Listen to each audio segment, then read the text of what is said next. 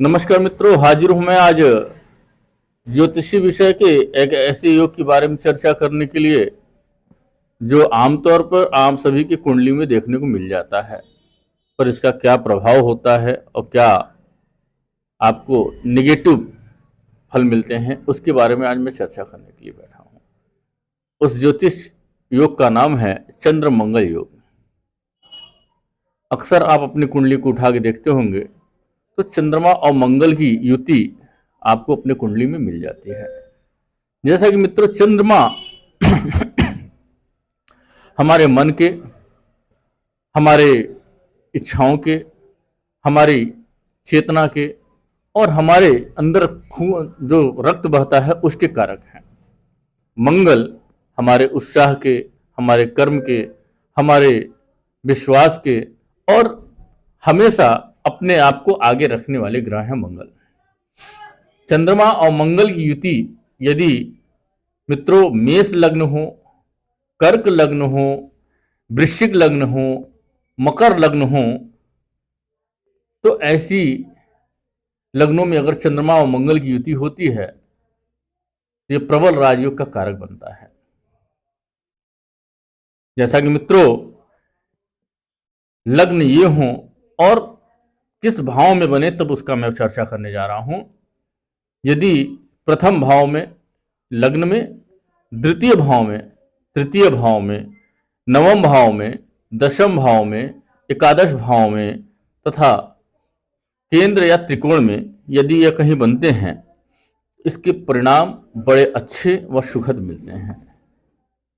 वर्तमान में अगर मैं इसकी चर्चा करूं तो हमारे देश के यशस्वी प्रधानमंत्री माननीय नरेंद्र मोदी जी की कुंडली में चंद्र मंगल योग जो कि लग्न में बन रहा है, उसका आप प्रभाव देख रहे हैं। ऐसे कई लोग हैं जिनके कुंडलियों में ये राजयोग मैंने देखा है और अच्छा फल दिया है। चंद्र मंगल योग अभिनेता अपने रहे अशोक कुमार की कुंडली में है। इसी तरह एक दो और राजनेता हैं जिनकी कुंडलियों में मैंने अध्ययन किया और यह योग पाया। अब इस योग का महत्व क्या है? अब मेष लग्न कुंडली में यदि चंद्र मंगल योग का निर्माण हो रहा है तो इसका मतलब है लग्नेश व चतुर्थेश, मतलब स्वयं के शरीर का घर और भूमि, भवन, वाहन से संबंधित जो ग्रह के कारक हैं वो चंद्रमा की युति हो रही है। अब इस युति के कारण व्यक्ति अपने साहस से, अपने मन की इच्छाओं से तथा सही सकारात्मक ऊर्जाओं से अपने जीवन में वो सारी वैभव, वो सारी संपत्ति, वो सारे कार्य प्राप्त कर सकता है जिसे वो आसानी से प्राप्त करने के लिए सहायक होगा। उसी तरह से मैं दूसरे लग्न की बात करूं तो कर्क लग्न। कर्क लग्न में चंद्रमा स्वयं के घर का मालिक होता है तथा मंगल दशम भाव के स्वामी होते हैं। लग्नेश का दशमेश के साथ युति करना यह भी एक अच्छा राजयोग है।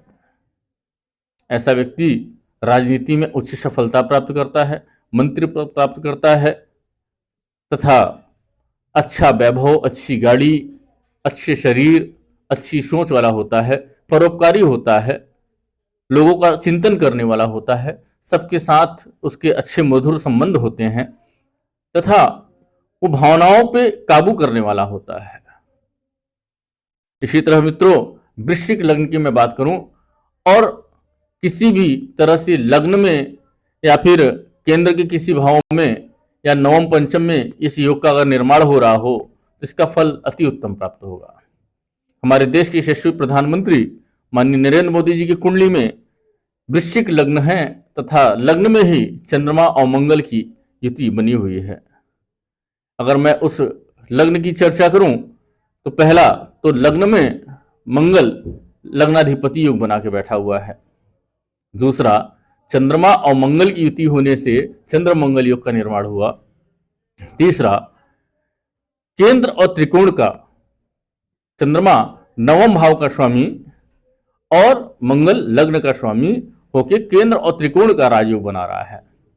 अब मैं चौथी अगर चर्चा करूं तो माननीय मोदी जी की चौथी अगर बात करूं राजयोग तो वो नीच भंग राजयोग तैयार कर रहा है, क्योंकि चंद्रमा नीच के होके वृश्चिक लग्न में बैठे हैं और साथ में मंगल, तो ऐसी स्थिति में चंद्र मंगल का नीच भंग राजयोग बन रहा है। और इसी तरह से मकर लग्न में भी लोगों का बनता है।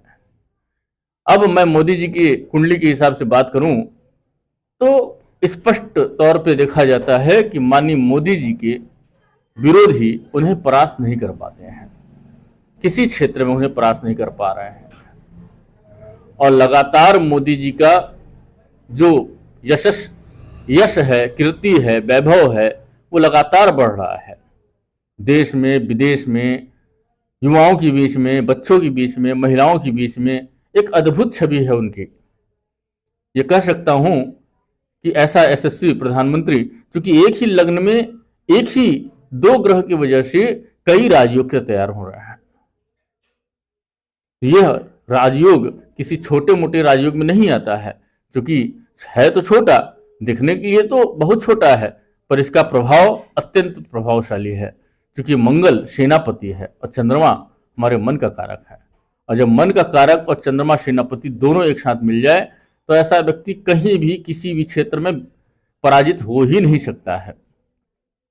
इसी के साथ मित्रों, यदि यह गलत भाव में बन जाए और गलत योगों के साथ बन जाए तो ऐसा व्यक्ति महिलाओं का व्यापार करने वाला हो सकता है, शराब का व्यापार कर सकता है, तथा अपने से जुड़े किसी महिला से संपर्क से लाभ भी उठाता है।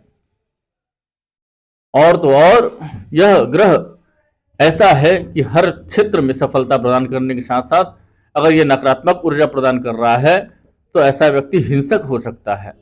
छोटी छोटी बातों पे गुस्सा करना, मार देना या किसी ऐसे निर्णय को ले लेना जिससे उसको गंभीर समस्याओं का सामना करना पड़े। ये तो मैंने नेगेटिव बातें बताई आपको। इसी के साथ मैं इनके पॉजिटिव योगों का भी मैंने चर्चा किया, परंतु कुछ ऐसे भी बातें हैं जो कि मैं आपके सामने रखना चाहूँगा। यदि चंद्रमंगल योग शुभ बन रहा है और कुंडली में कारक हो तो ये व्यक्ति को ईमानदार, परोपकारी, ज्योतिषी, वैद्य, हंसमुख स्वभाव वाला, स्वस्थ शरीर तथा विश्व प्रसिद्ध करने वाला योग है। और इसी के साथ मित्रों, मैं अखिलेश अग्रणी ज्योतिषाचार्य, यदि आप किसी प्रकार की समस्याओं से घिरे हुए हैं तो मुझसे संपर्क कर सकते हैं।